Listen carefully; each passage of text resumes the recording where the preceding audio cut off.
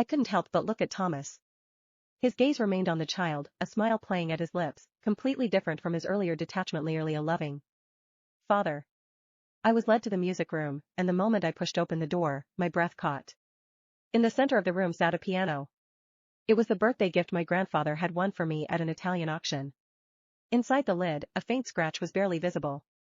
I had carved it with my fingernail as a child during a tantrum about practicing. Later, when my family went bankrupt, this $1 million piano was seized and sold. Now it appeared here, like an absurd reunion. Memories flooded back like a tide. I forced down my churning emotions and began today's lesson.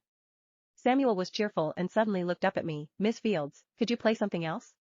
I'm tired of hearing all these pieces. I nodded, and the moment my fingers touched the keys, it felt like awakening sleeping memories. A familiar melody flowed from my fingertips. It was an obscure pop song I had insisted Thomas play with me during our relationship. When the piece ended, I looked up in a daze to find Thomas standing in the doorway. Half his face was hidden in shadow, his expression unreadable. Miss Fields, his voice was cold as frost, why did you choose that piece? It's not really suitable for a beginner, is it? Samuel hugged Thomas's leg, explaining innocently, Dad, I already learned everything Miss Fields taught me today. I asked her to play something random. After a pause, he added, but what a coincidence, you know how to play this song too, right? My heart clenched painfully, regretting that I'd gotten too carried away and forgotten my place. Thomas was silent for a moment, then said coldly, I don't know it. It's nothing worth listening to anyway. In that instant, it felt like someone had stomped on my chest. To him, that relationship had been nothing but a humiliating transaction. As I was leaving, he suddenly said, where do you live? I can give you a ride if it's on my way. No need. My refusal was almost instinctive.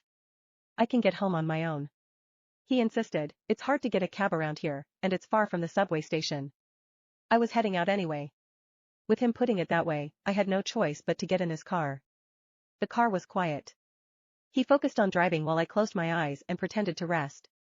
When we reached my destination, he politely opened the door for me, just as Esther came to meet me. I instinctively moved to shield her behind me. He glanced at Esther, then at me, asking calmly, she's your daughter? She looks about the same age as Samuel.